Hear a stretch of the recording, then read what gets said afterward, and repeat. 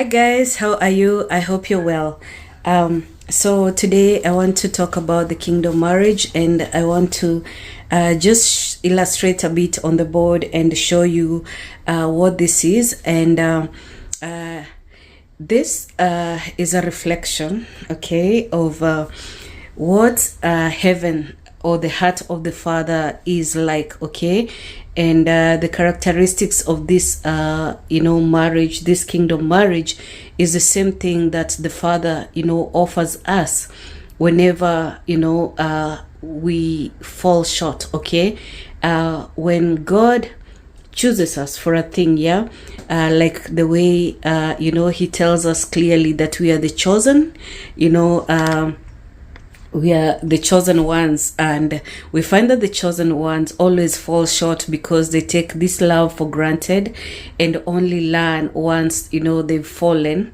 And through God's mercy, which are the characteristics that you find in the kingdom marriage: mercy, compassion, ability to let go, kind of how the father to the prodigal son did when the son came and demanded to get his inheritance, and he went out and wasted it and only realized too late that the joys out there in the world were not enough, and he needed to go back to his father's home where there was shelter and at least there was clean food, and he could even if he lived as a servant, he would still be better off. You understand? And so you see a lot of beauty in this, where it is not discriminatory. Like, it's not because of how you look or how you are able to do the things that please the Father, but because of him. It is the mercy, understanding, and power in him that allows you to be able to come back and find that refuge, that mercy from him, and protection. You're able to come into the protection similar to the Father's, in the marriage like this. So it is a marriage of two understanding people who will rise and be warriors for each other. They will protect, they will have compassion and patience. You know how the Bible says that a gentle answer will take away the wrath, turns away wrath. And so you will find that even though people will go through normal things like anger, provocation, and all of that, they easily understand, easily forgive. That is the same thing we get from the Father. And so when it's depicted in a marriage, you will expect to see perfection because of this name. But like I said, have you seen the heavenly beings? Are they what you think they should look like? Do you see the beauty that we know as humans? It's quite different. It's almost like what we would call a monster, okay? Heavenly beings do not, look how we imagine. And so his ways are not our ways. As far as the heavens is from earth, so are the ways of God, different from us, okay? So character, or I should say characteristics of a kingdom marriage. Characteristics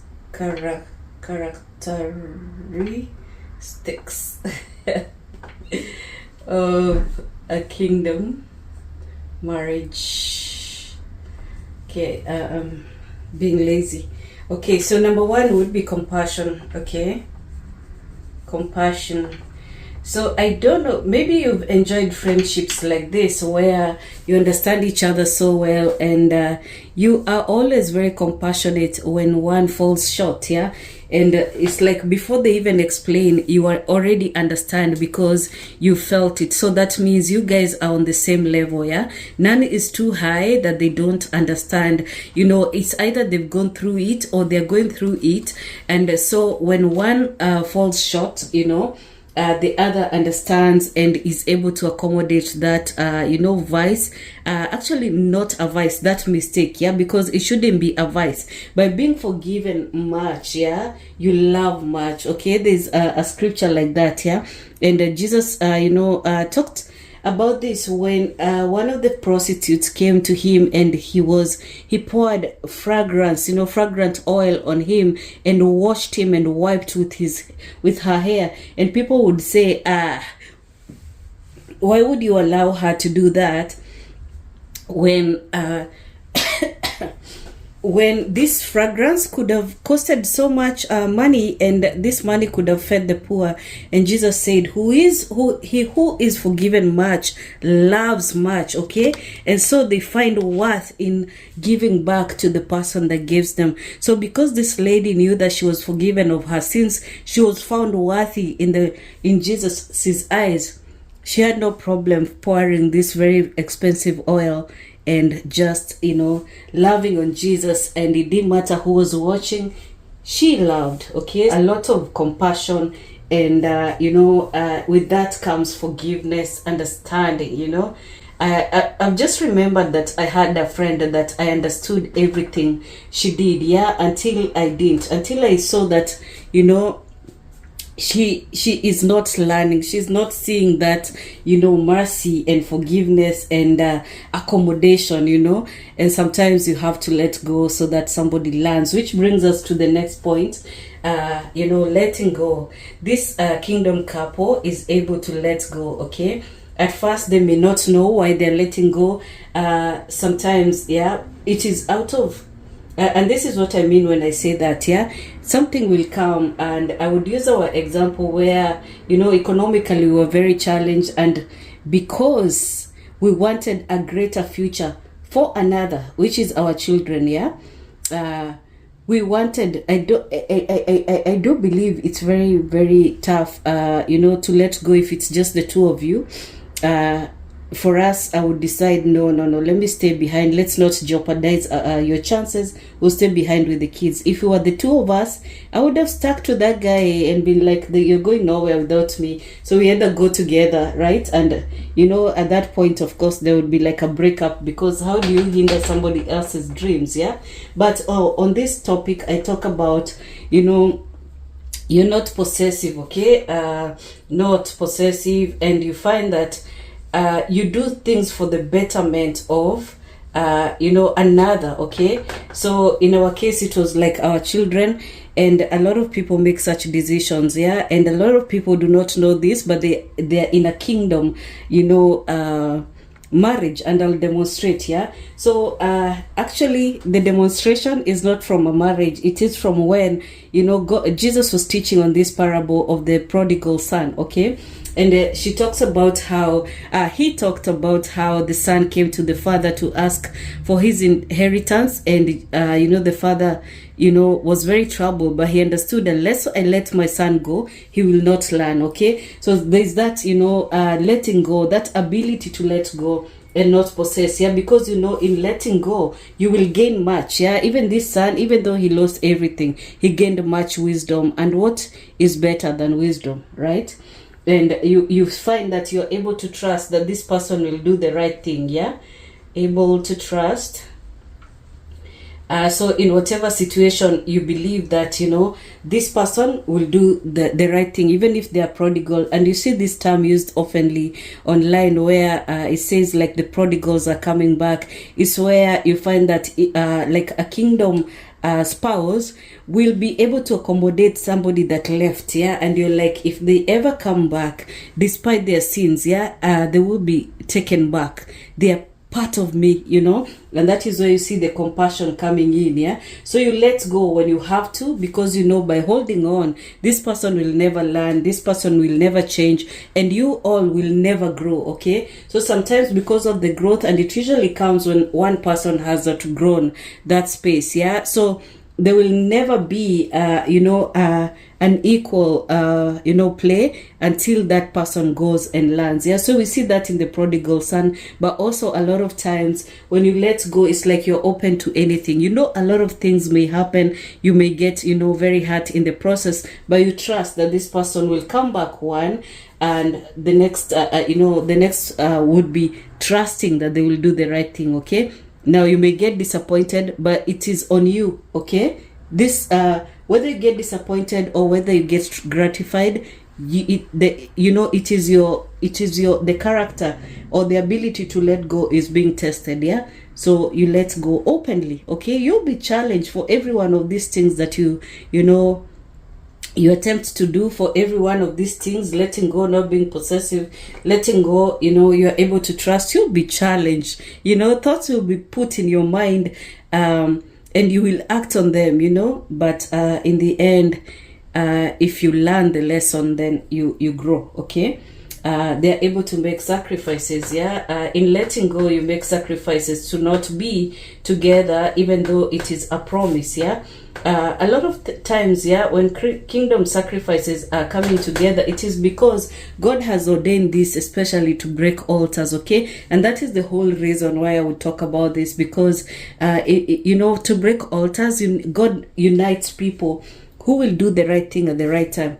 Do you see how I've been talking about people in my family who made a sacrifice to let go of somebody they once loved because they saw they do not have what it takes, to live with me as I am. As I am is how you've been built, how you've grown, how the values that you hold and what you want for the future. So you're like, this person will never take me where I'm needed to go.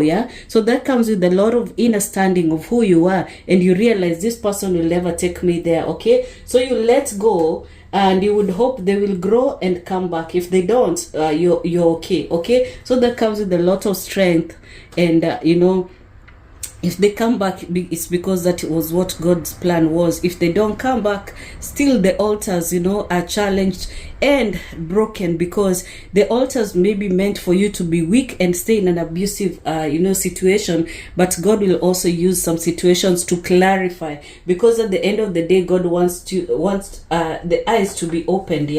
So open eyes, wisdom sets in. Why would this all happen unless God was, making a change in this family? Okay. So God knows that some people, by staying, they will ruin the whole thing and ruin the future of the generations. And some, by staying, will just make the difference. Okay. So he knows how he's made his children. He knows how he will use them for different things. So you see the ability to let go. The person who lets go and the person who is, remains, will both hurt, so badly, but they are able to make that sacrifice. Sometimes they're not given a choice, but, it is the fact that they will be reconciled to that decision at some point and do the right thing. Some don't, and they end up very bitter, but for this thing to even come back together, and it does not always constitute of living, but also in letting go, you could let go even by you're living together, you're doing the same things, you're in the same house, and you still let go of control. Okay, so they're able to let to stop being controlling. Okay, sometimes when people are beginning, this is not a character they have. A lot of people are very controlling because of the wrong information they've gathered throughout their lives. So by the time they're coming into marriage, they're so scared. And they don't even know what this marriage is about. They don't even know that they're called or chosen for a particular thing. So you will find that they're very scared, and they may start being very controlling. And then as they learn, they realize the only way to have this beautiful thing in my life is by letting go. Okay. So they see beauty in each other, extraordinary beauty. In that Ruth Omoyo song, you hear, there's a part she's saying, Doti dagerera maoru, onakana mawoje makwa. That means you do not dwell on my wrongs or my disabilities or weaknesses. They see beauty where other people may not. Okay, and so it becomes so enigmatic. It's a mystery how these people are able to love. So there's so much mystery from everyone who is watching, including the children. Okay, some of your grown children, by seeing that you can love each other through the weaknesses, because your children see your weaknesses more than other people from outside. Children have a lot to say about the parents, and the members of the family. They know each. Have you ever heard of the I think I'll use the word saying, but have you ever heard of that where children can see you know, even the fake relatives, the fake friends, you know, the fake relations, yeah. They can also see the weaknesses of the parents, and sometimes they are shocked because sometimes society will dictate that if somebody has weaknesses, they should be left, they should be abandoned, yeah. And then for them to see that this is enduring, it's so mysterious to even the children, and in the end they say, oh, I want this too, okay, I want this kind of love, this is beautiful. And while maybe their view was different, and this ever happened to us in our family, at the time, you know, some of my children, especially the older ones, would be like, oh mom, you piss me off, mom, you're this and that, yeah. And then they later come to change their mind, and they're like, wow, I love the way you two love each other, I love your companionship, I love how, you know, you don't get tired of each other, you know. You will see those things said by your family.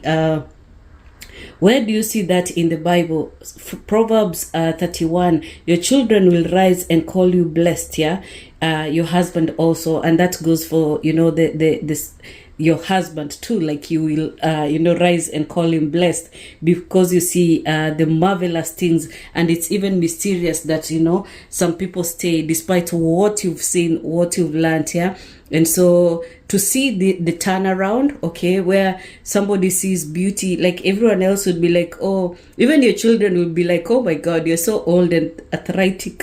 When the husband's knees are aching, when your back is aching, like, you're so old, what's wrong with you? Or you're all gray, and you know, it's only the spouse that can see the beauty. And so in doing all this, yeah, in finding this, mysterious as it is, because you're not doing it deliberately, it's not like your intention. Okay, fine, through education you get very intentional about some things, but just seeing this naturally happening, the children are also learning something new. And that goes also for the other members, you know, other people who are around you. They will see it will be mysterious, you know.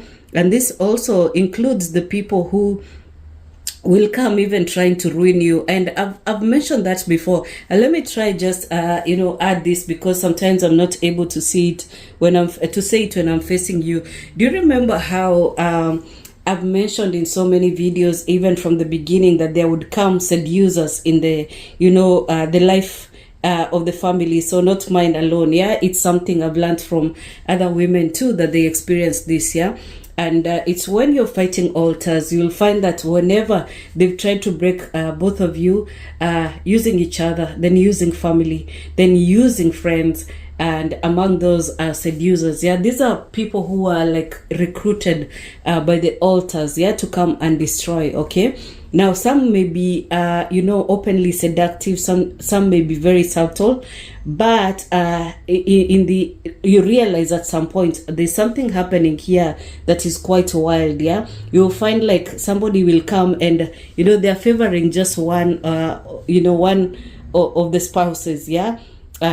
This would be just a weird behavior around the family, and they'll be very bold and different, yeah, such that the rest of the people will be like, it's like they're not seeing, but the affected spouse will be seeing something strange, and perhaps they'll be quiet for a long time, and then, you know, mention this. Now it's because it happens for so many you know, so many times throughout your years, you find that you outgrew the first seducer, and then you come into another, you know, you know, time or season of your lives. You find that a person is coming around you with the same characters, yeah, or characteristics, yeah. And you find that you know, for one way or another, you are able to overcome this person, okay. Now some people will come in and you will think these are seducers, so you have to be very careful with this thing, yeah. Some people it will be like oh my God, this is so important. Okay, so some people will seem like seducers because they may be single around the couple, yeah. And so one of the couple will be intimidated, okay. So sometimes it's the husband that's intimidated by a single man that comes around the family, and because the wife gets very excited about this man, wants now to cook her best dishes, and you don't know this, but maybe she's just trying to find some appreciation, which gets normal. Like when a family you know, is used to each other, this familiarity, okay. So you don't always praise this person, but this stranger that has come is like, oh my God, this food is so yummy, you know, you cook so well and all of that. This excites the other person, so energy, okay? This should not be confused with the seducers. The seducers at any given chance will grab at this person, okay? And that is the same for the woman too, okay? So some woman will come around. The woman is, you know, feeling some type of way towards the woman who has come, you know, around you, yeah, and the man feels protective over this woman because she may be going through something. She's alone, maybe in a different location, yeah. She's left her family behind, or they're just not together. This person is attached to another family, a boyfriend, a husband, or something else, and you like the energy, but you find that the woman at some point is feeling, you know, not intimidated, challenged by the presence of this other person, yeah, and then she may be attacking this person, you know, and you find that the husband will want to be like, will seem protective. Now the wife may feel, you know, like they have to gatekeep, yeah, and point out the faults of this other person. The husband does the same too. But those are not seducers. Those are just, you know, people who are going through a tough season in their lives, and they're reflecting the problems in your relationship. So don't confuse that, yeah. So there'll be those people who are being challenged, yeah, and actually they come across your marriage to test you, okay, to show you that you know, the problem they are going through, maybe they're challenging their marriage, that can happen too in your marriage. So let's put that there, okay. Once you've encountered those people, what shall we call them? The needy. Let's call them the needy for the purposes of this lesson. I hadn't thought about that. They're the needy, yeah. You'll find that the woman who comes across a needy man who is alone in this season and comes, you know, around your marriage, the woman will want to protect, yeah, and she won't understand when the man, you know, wants to protect a woman who would come in such a way. And this happens because you both need to learn. And that is a test on the kingdom marriage, because it is a process of learning and, you know, acknowledging and understanding you're not the only ones who are going through this. Other people are too. And you need to be kind. It is a test to you. And usually when that needy person comes and you treat them well, mostly because God causes you to. And, you know, at some point also, you have to be very sensitive to the needs of your spouse, because when the time comes, because one of them has knowledge on what is happening, when the time comes, you may need to release this person, and they may not want to be released. They still want to come around you. Or, you know, one of the spouses that feels protective towards this person also wants to go around this person. And you'll find like couples can get very sinister. They will keep testing the other one, like, do you want to go to so and so's house? And when you say yes, kumbe it was a trap, yeah. They get very crazy. Oh, you want to see them? You want to see them again? And you're like, guy, aren't you the one who asked? Yeah. You know, so it's time to release that person. You must create boundaries. Yeah. And most often this person you may never see again. They actually just came to test you. Okay. And to cause you to be, to like welcome that stranger, you know, like according to the Bible. Okay. So the seducers in the early stages of your, assume that I had talked and now we are joining again, yeah. In the early stages of your marriage, you'll see this in every stage of your, in every season of your marriage, this person will come. And then now when you arrive to a stage like I've been talking about, that we have arrived to the spiritual stage of our family, or in our family, like for us, my husband and I, we have arrived to a different stage. And when I realized that there's a seducer in our life that seemed very unlikely, oh my God, the devil will use anyone. Let me tell you, God would one day show me a vision where this person stretched one of their limbs, and I saw all these signs that, you know, intimated that they were, you know, in the occult, okay? So practicing something, and they actually went ahead and, you know, cast a spell on us, yeah? That, you know, threw us into some hellish kind of place, but we've come too far, you know, so we also know how to fight by now. They thrive in ignorance, but this one, God was like so clear.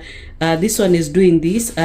We were trying our darndest to be kind and nice and yeah, God showed that, and it was up to me. God will show you something, and it will be up to you to draw the boundaries. Now, once you draw these boundaries, these people may still come across you, but God is in the process of removing them permanently. Yeah, some who go ahead and try to do crazy spells, like kill one of the spouse, ends up dying themselves. Yeah, or when they're like just jealous, and they want you to suffer, do something crazy, they end up dead.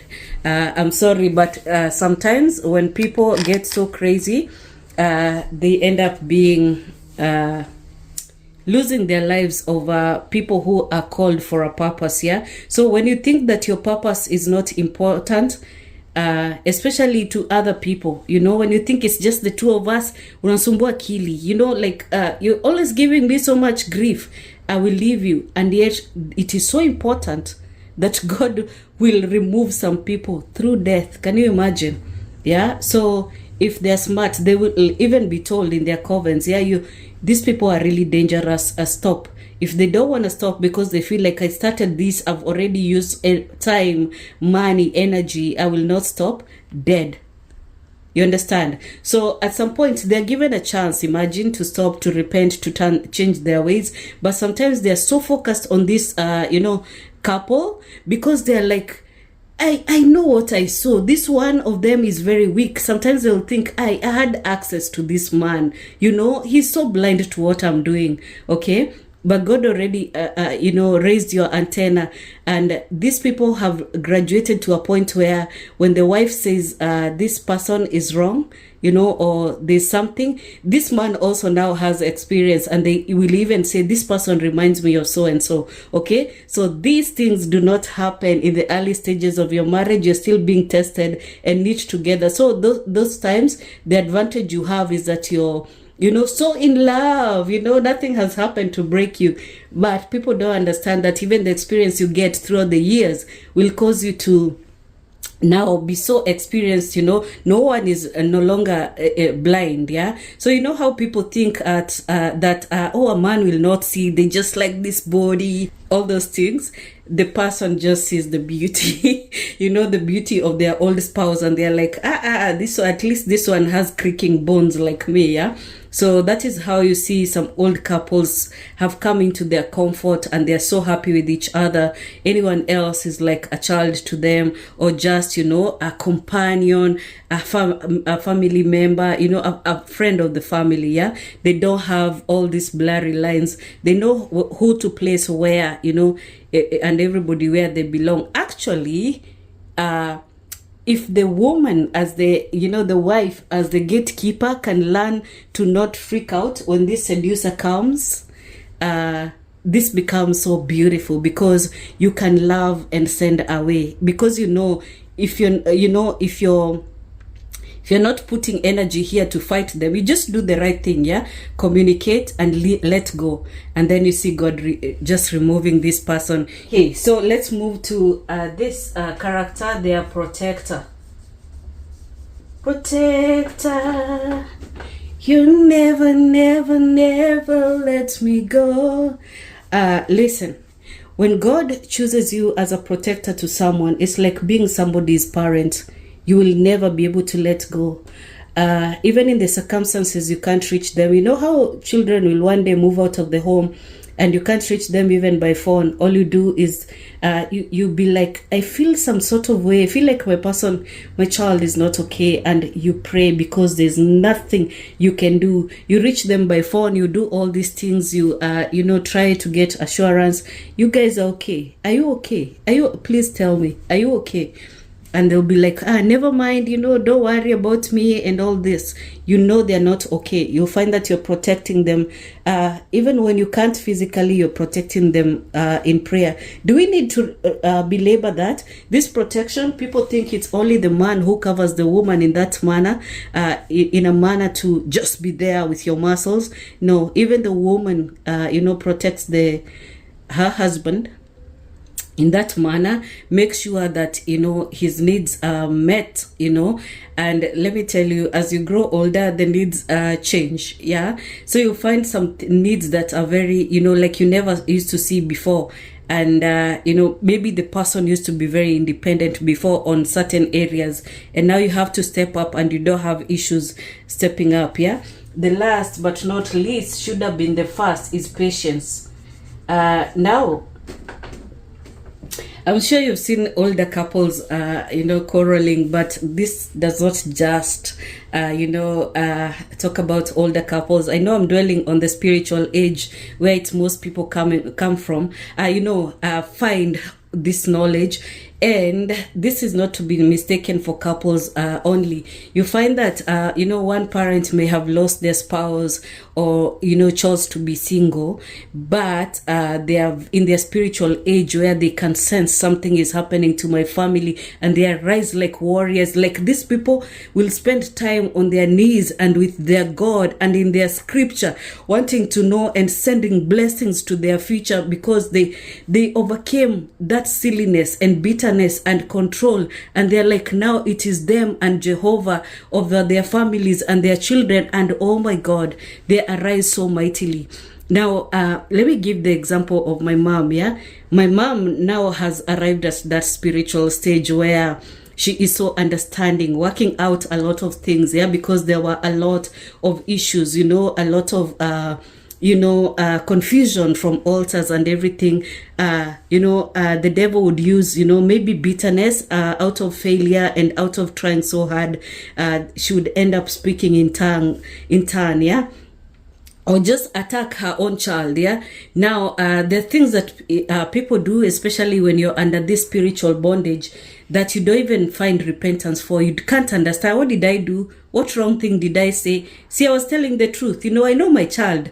And then you realize that your child is not just your child. They are an independent person that, has feelings. And then you find that as you get older and you're getting closer to God, and God, you can hear God, and you understand that this child is actually precious, and they're doing a thing, not just for themselves, but this is for the good of the family, just like you, especially the chosen parent. Yeah. Now, on the flip side is this chosen parent who discovers that they have power to curse, and they curse a child until, the child can die. Now, this parent now realize, this parent, the spiritual parent, realizes that if I use my words to bless, I benefit. Okay. It doesn't matter if the child is here or away.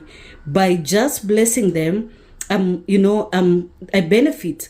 By not being bitter, I am released. Now they learn all this. They learn compassion. They learn to let go. They learn the beauty, even in ashes. They see the beauty in their child that, they never saw before, because before they thought this child is all about work. They become a protector in the spiritual. Like, they don't have to be there. They understand that my prayer is protection over my child, and they never stop. I ever had a good example. Priscilla, Shira was sharing about how their grandmother, she found this book where her grandmother used to write prayers for all of them, for all her grandkids, for her children, and all of that. And she was really amazed. Yeah, that is what happens when you grow older in a sweet manner, where you realize it is all about God. No matter what you've gone through, you let go of the bitterness and forgiveness, because you realize this thing is out, from the devil. You let go of control, and now you are able to love freely. You don't have to hold your children like, this is my mother or this is my father, and yes, these are your children. Yeah, this is like my husband, it's my first son, they have to take care of me. No, you let go. Even when they give you money, you're like, do you have enough yourself? Make sure that your families are well, provided for before you come, do this. A lot of them even, find financial security in miraculous ways, so that they are able to have something even to give to the grandkids, which is what you should do. A righteous man not only lives but provides throughout the years to their grandkids. Yeah. So patience also. Now, all these characteristics and qualities, you'll find that you're able to employ or to give other people as well, not just the spouse, not just the kingdom spouse, but other people. You're able to be more patient because you let go of anxiety, bitterness, confusion, all these things that are inspired by evil, altars. Yeah. you let go of all that, and you find that all these good qualities and these fruits of the spirit. Yeah, so a lot of patience, a lot of love, that 1 Corinthians 13 kind of love, where the love is kind and the love is good. So you find that patience, and you're very much able. It's not like that you won't yell irritating when you're irritated by something, because living around people, you'll be like, sometimes. Yeah, but the patience goes into all areas of your life, whether it is the most serious thing and you feel like this person is messing up, but like you don't have that anxiety, so you're more patient with this person. Yeah, I won't belabor these two, but I know they'll be popping into our conversations more and more. Thank you guys. I hope that you see that. If you like, take notes, and remember, these may sound like very simple things, but they actually make the marriage. It's the simple things. God bless you and keep you. Bye bye.